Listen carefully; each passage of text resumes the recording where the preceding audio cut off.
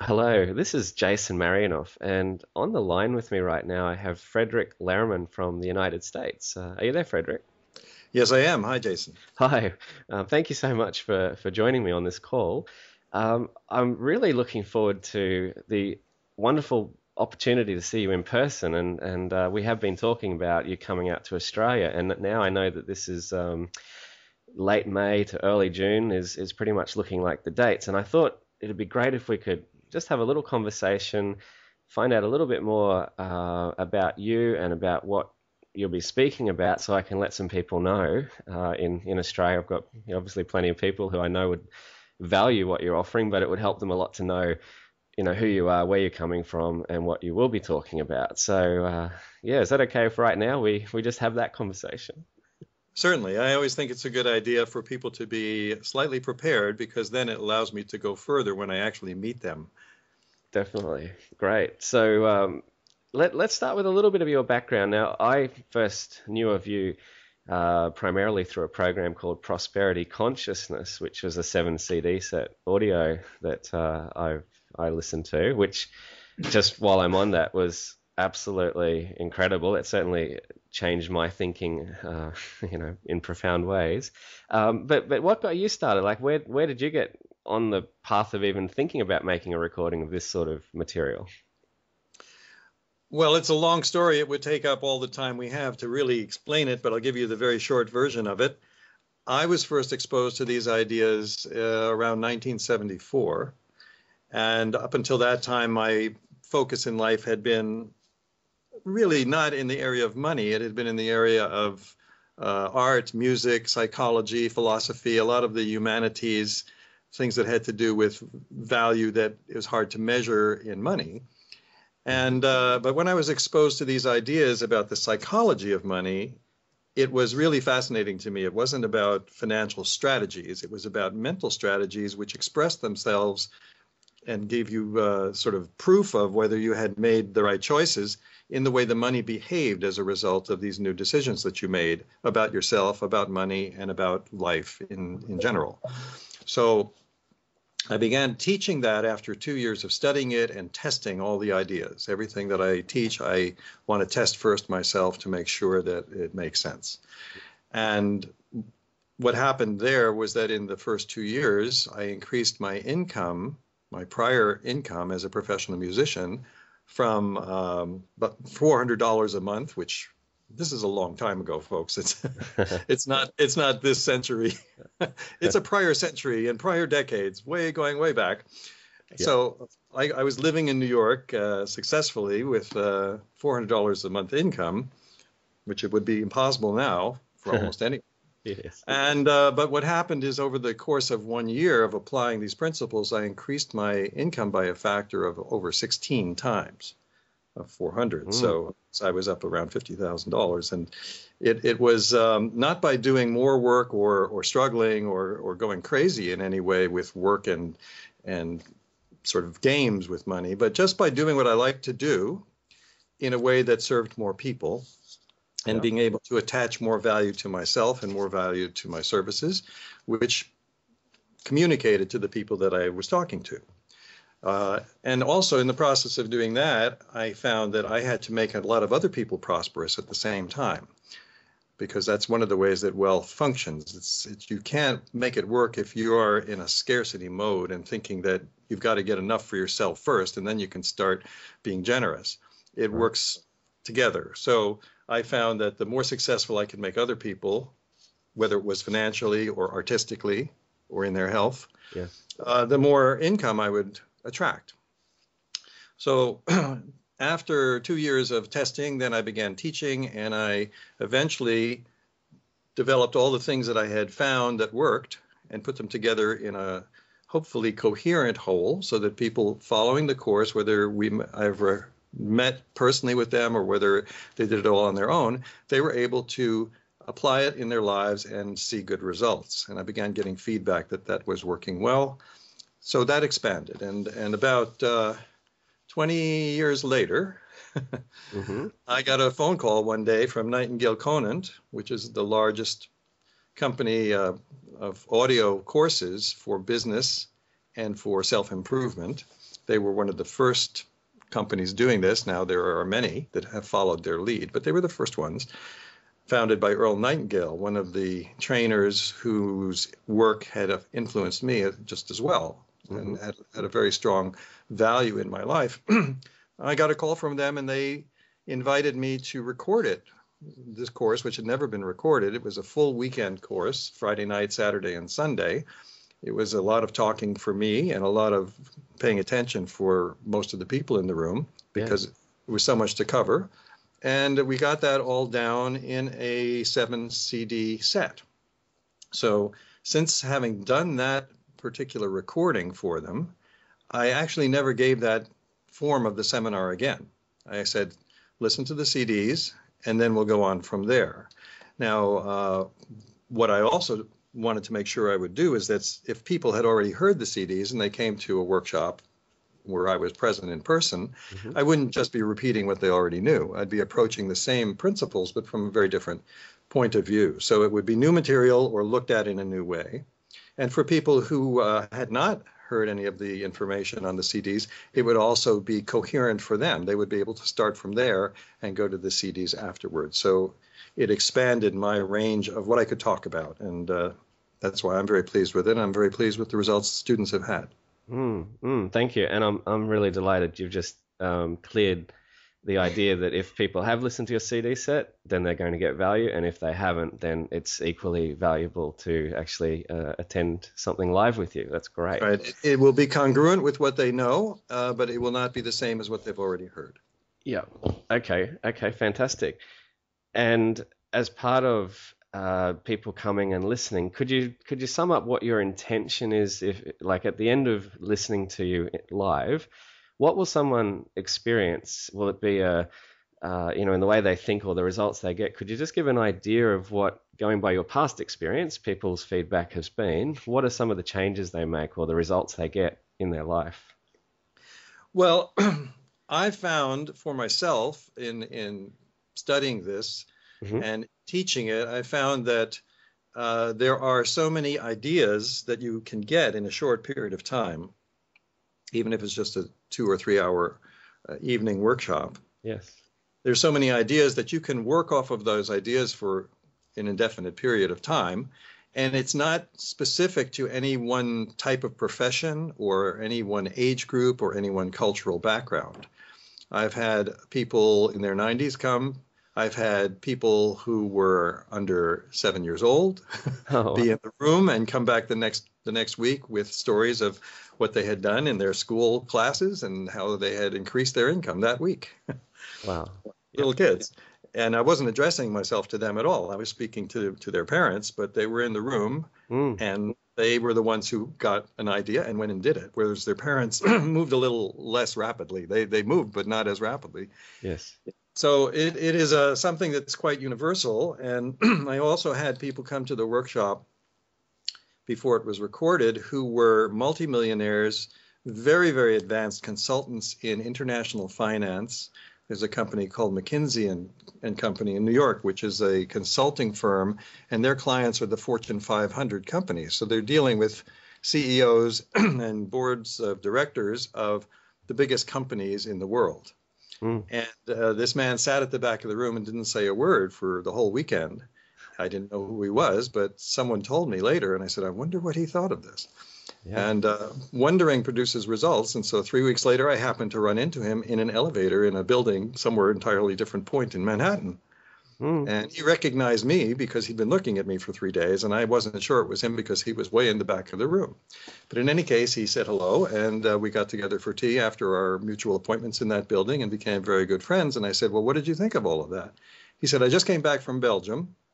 They were having a currency crisis there, and they called us to send over some people to advise them. And I found myself using a lot of the principles that you put out in the seminar, and it definitely facilitated the process. He said, I wouldn't go so far as to say that you saved Belgium, but you helped me save Belgium. Wow. So that was interesting feedback for me, and I've been very pleased with that fact. And I found that the people who know the most actually go away from the seminar with the most insight and most value, and they make the most they develop it in the most creative ways, that's because they already have a prosperity mindset. So it will take you from wherever you are on your scale of either total confusion and unconscious self-sabotage and barely able to pay any of the bills in a given month, Yes. to wherever you really want to go, and only as far as you want to go. My intention is not to make everybody into a millionaire. My intention is to make everybody happy and living a prosperous life, no matter what their income is, and also feel good about what they do and who they are, and feel that they are making a contribution and that they are valued. Okay, great. So really what you're saying is this material provides like a bridge from wanting some changes in their life to having them, but not in a way that forces them to follow a particular result. It's just extending wherever they want to go, and then having the means to get there. And regardless of their background and current platform, whether it's very challenging financially or very abundant already financially, there are obviously insights and teachings that will give them that power to move in whichever way they want to go from wherever they are. It's like a roadmap and a set of glasses to read the map with. Okay, that's a good analogy. I like it. Yep. And so if anyone out there listening to this is thinking, oh, I've been to other events before, and maybe they're like, but hang on, isn't this just another one of those? I can hear already, of course, this is different, and I know, having listened to your Prosperity Consciousness CD set. But is there another distinction or something that you could just add that just really gives us a sense of the unique value that you're offering? Well, I can say something that I hope is accurate. Yes. You see, when I started doing this, there were very few people giving seminars of this type. Okay. And I learned from someone who gave a version of this, and I have incorporated many of his ideas, but I had to reword them and make them easier for everybody to understand without any leaps of faith. You see, I was listening to a call this morning that is being done by a financial consultant who does a training which is quite expensive. Yeah. And I wanted to find out, is he saying anything that I wanted to know? And I agreed with everything that he said, but he left out all the steps. Like it's saying, well, if you want to climb a mountain, you go to the bottom of the mountain and then you pick a spot to start and you climb up. Yes. And and then you keep working at it till you get there. Well, that's true, and that's nice. But he didn't say, now you need this particular type of shoe, and you want to have this type of material with you in case you get stuck somewhere, and then you need to know how to use these ropes. You see, he left all of that out because it's so easy for him. Now, for me, I have found that to be a good teacher, you have to be a good learner, first of all, and you have to have things that you maybe had to change in the process of applying these new ideas. So I would say that coming from music and not having done anything purely financial before, I was starting fresh and with a lot of resistance at different parts of my mind to certain aspects of money and value and success. I had a romantic idea. There's this myth of the starving artist. Yes. And so I was good at that. I was good at that role. Right. And I thought it was kind of attractive to people and so on. And maybe it was, but in the end, those weren't the kind of people I wanted to attract. And I guess it wasn't a practical way of living either. Oh, no. And Mozart was a great composer, but, he ended up a starving artist after a great success earlier on. So that in history, there are many examples of people who have not even been recognized till long after they're dead. All right. This did not affect or improve the quality of their art. Their art was great, but their business management was very bad. And as a classical musician, I always quote Igor Stravinsky, the great composer and conductor of his own music. And Stravinsky said, once you've mastered art, the only thing that is not artistic is not to master money. The only thing so for me, I realized there's an art to mastering money. And so I approach it the same way I would approach teaching someone to play the guitar. I would say, if you want to make it easy, this is how you have to sit. And this is Okay. how you have to hold your left hand. And this is how you have to hold your right hand. You can do it 25,000 other ways, but they're all more difficult. I'm showing you the easy way. Right, right, got it. Starting them off like that, they have a better chance for success. Yes, yes, perfect. And I can hear the distinction there that you're giving them the not just the map, but actually the tools that are needed to do the journey, and that's fantastic. Yeah. Right. And the other thing about this map is also very important is that everyone starts from their own point on the map.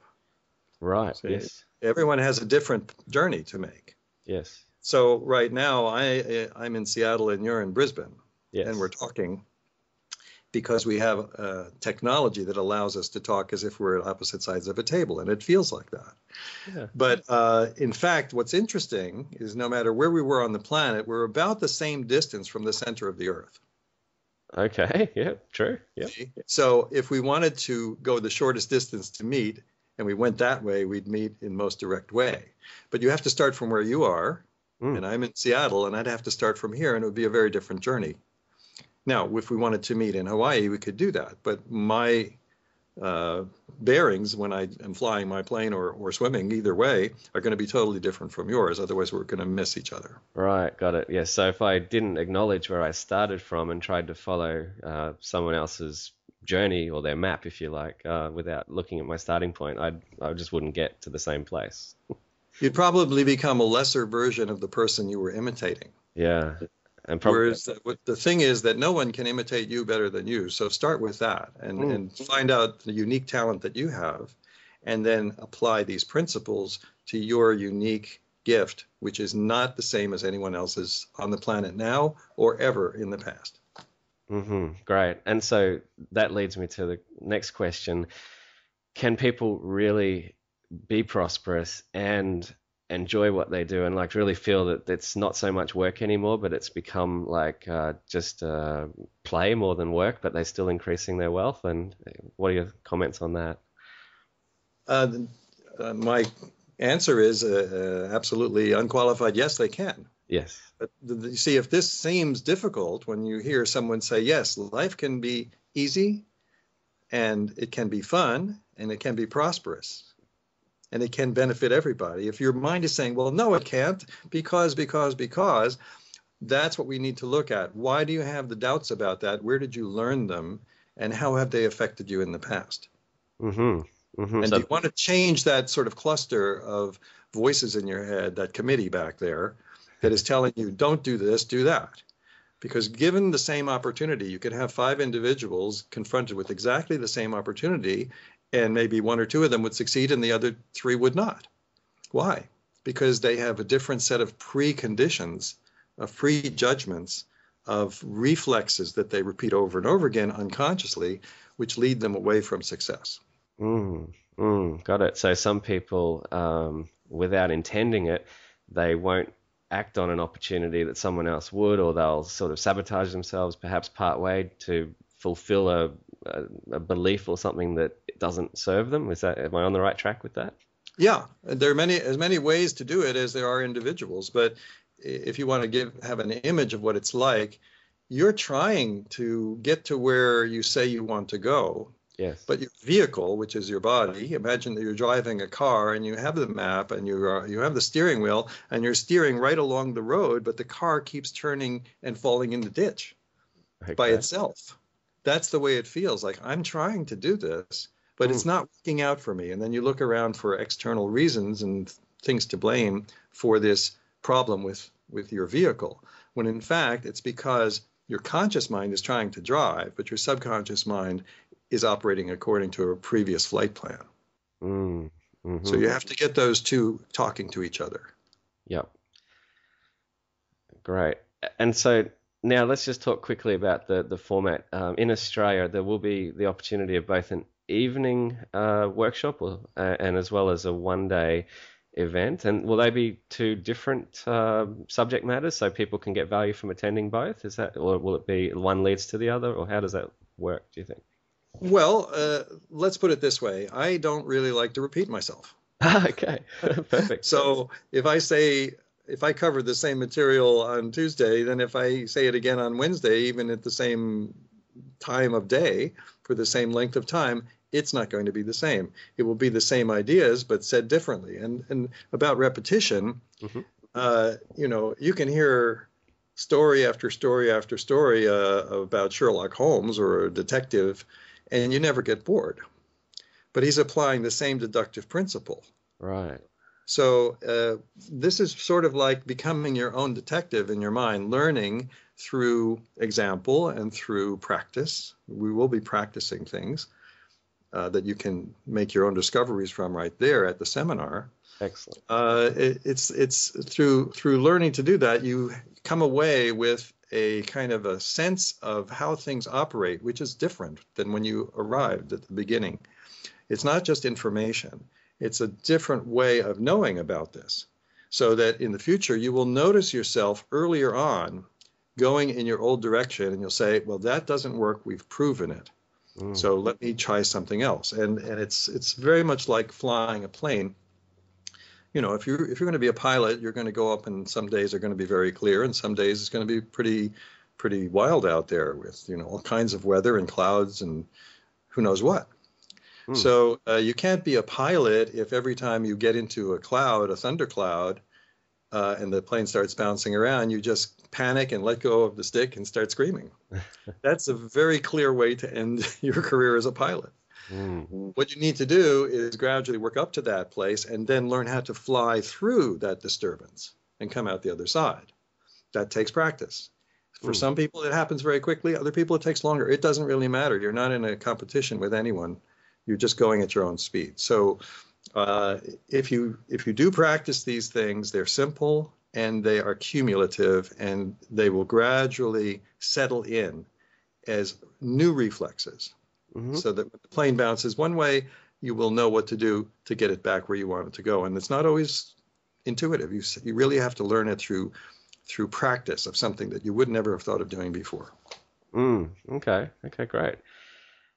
So even just as they listen to what you're sharing when they're in the workshop, and obviously there's some exercises and practical parts, and all of those things, just it sounds like it means they're no longer at the mercy of the environment or what things appear to be around them. Like it becomes that they can make new choices and have new results. That's what I'm hearing. Uh, Yes, yeah. that's the plan. And one other thing that I've also noticed over the years, which I recommend, is that your environment and your friends and family are very important parts of this process. Okay. So a friend of mine, we used to do workshops together from time to time. Phil Lott, who wrote a book called Money Is My Friend, he and I agreed exactly on all of these points, but we had very different styles of talking about it. And I like to quote him because he says things I never would have said. Okay. And one of my favorite quotes was, he said, the problem for most of us is that we've had 20,000 meals with the wrong financial advisors. Okay. Your Wow. family. Yeah. These might not have been the best financial advisors, and yet you picked up the family theory of money.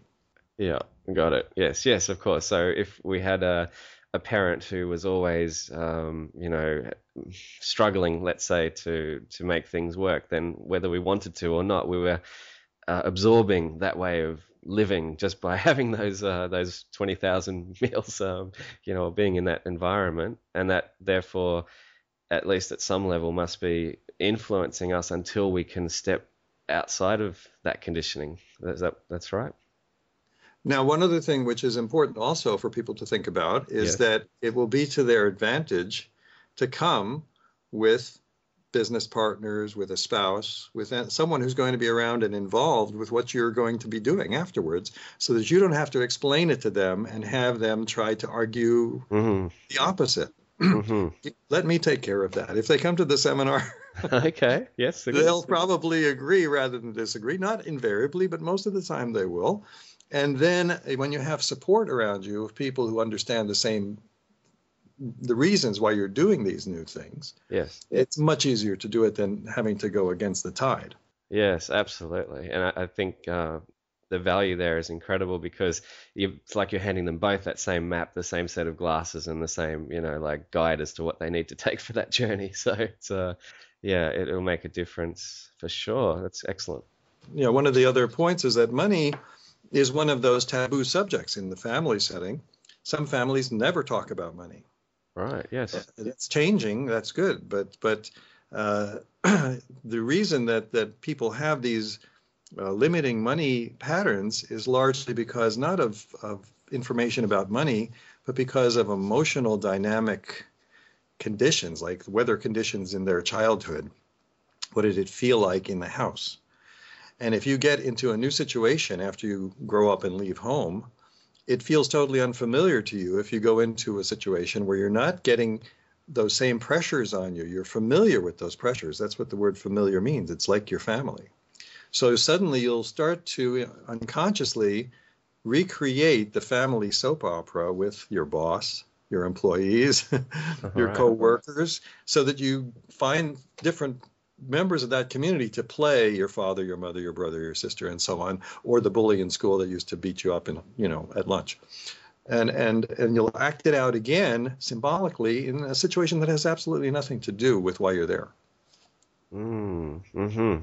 And I'm obviously, this is not happening with any conscious awareness of the person. It's just no, but it's very precise. It's actually brilliant when you see how carefully people have directed their own movie, so as to stay in the same soap opera they were born in. Okay.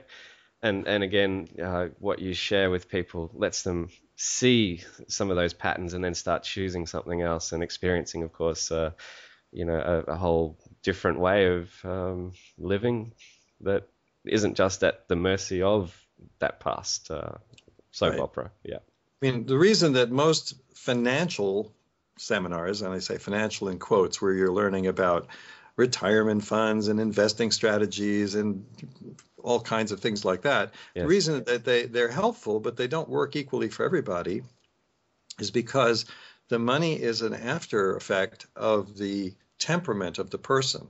So for a person who's already in a state of mind which allows them to succeed, then they will make the right choices. But just having the information by itself may prevent certain total disasters from happening, but it won't create success.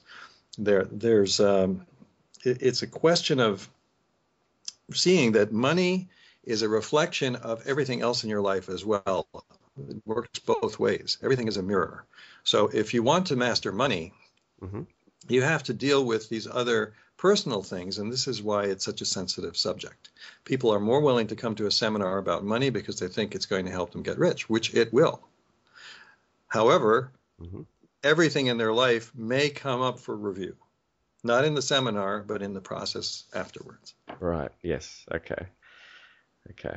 And that's fair enough. I guess you've got to be willing to go where you've never been before to have results you've never had before. That's right. Yeah. And as I say, these ideas now are much more available. Many books have been written, and some of them are quite good. However, the principles have been around for centuries, and so I'm pleased to say that I've had feedback from many very well-known and very successful people who are teaching some of these principles, and they write to me and they say, did these originate with you? And I say, no, they didn't originate with me, but I put them together in a way that they could be understood easily. And they said, well, it made the difference for me. And I say, fine, let me support you and send people to you because, there's more customers around than any one person can ever serve. Yeah, for sure. And that was something I really appreciated, that you're not trying to hold on to all of this and just keep it for some select few, that you're really wanting to share it and then have those that experience it, again, share it with others to really have that ripple effect of an increasing prosperity and fulfillment for everybody. It's just a beautiful place to come from, and I'm so looking forward to seeing you in Australia. It's going to be great. Well, I'm looking forward to coming back. I first came to Australia, I think in 1985 or 86, and the first city I came to at that time was Brisbane. So it's not totally a coincidence. I think I pay attention to these synchronicities. You are are sort of inviting me back, and you're in Brisbane, and that's where we'll be first. And I think that is good. It's like a whole new beginning at a much more advanced level, because the world has moved forward a lot since 1974. There was no internet, True. other things, and people still used phones that had dials on them. Yes. So it was a different world, and the next generation of this information needs to be sort of brought into tuned up with all the new resources. That's what I'm really looking forward to. Wonderful. Wow, thank you. Is there anything else you'd like to share, just as a last little bit to keep people thinking and looking forward to your visit? Well, I would say that if you want to sort of get started, then I'm not saying wait until I get there and then begin. You can begin right now, and you can talk to Jason. He has some copies of Prosperity Consciousness, the audio course, and that to sort of squeeze all the juice out of that course can take over a year at the minimum, and people are still using it after 20 years. Every time they listen, they hear something that they missed before. So if you could actually hear that or part of it, or begin to become familiar with these ideas before I get there, that is a good idea. And if not, then I look forward to getting you started when I arrive in your neighborhood. Great. Thank you so much, Fredric. Well, I'm sure everyone listening is even more inspired and enthusiastically looking forward to seeing you. For those that are hearing this without knowing how to book in or what to do next, the next step, I've made a website where you can express your interest in attending Fredric's upcoming events, and also if you wish to purchase Prosperity Consciousness, the audio CD set, you can do that there, and that's at www.infinitereturns.com.au. That's once again www.returns.com.au. There's also a contact form, so if you have any questions whatsoever, if you've got something you need clarifying, and if you want to make a group booking, as Fredric shared, to bring along a work colleague or a spouse or any other family members or friends, that's a wonderful idea. So you can use these ideas together, being on the same page moving forward. So if you want to have a group booking, let me know. We're working on ways to make it even more value if we can get groups together. And other than Brisbane, we're looking at a few other cities, and that will be dictated largely by the demand. So if you're even slightly interested, please express your interest, and we look forward to seeing you in person, as in you listening to this, Fredric, yourself, and I can't wait to see you there. Thank you so much for sharing a little bit more with us right now, and have a wonderful day, and we'll see you soon. Thank you. Okay, thank you, and I really look forward. I'm looking forward to these workshops, because it's always new for me. Since I don't repeat myself, I might learn quite a bit. I know what you mean. That's wonderful. Great. All right. Well, we'll look forward to see you soon. Thank you once again. Okay, thank you. Thank you. All right. Well, that was the conversation I had with Fredric. Now, since that time, we have confirmed more details, and we're very much looking forward to having you a part of our upcoming events. The days are counting down. There are some dates confirmed now, so please visit my website at www.infinitereturns.com.au. Please scroll down to the bottom of the website, fill in your contact details in the contact form, and I'll get back to you with the latest information about where Fredric will be speaking, dates, times, etc. We look forward to having you join us. Thank you so much. See you soon.